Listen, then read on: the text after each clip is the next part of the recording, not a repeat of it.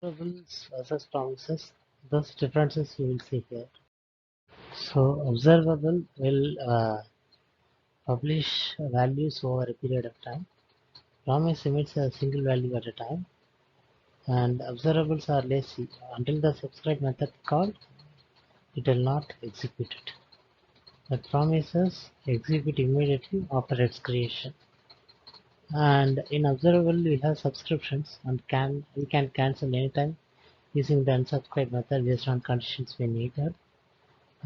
Promises will not be cancelled and it will be immediately proceeds its execution.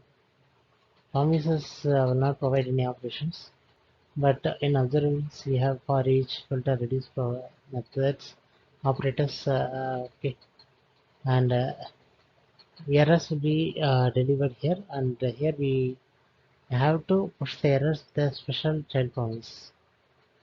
These are the main differences between observables versus promises. Thanks team, thanks for the support.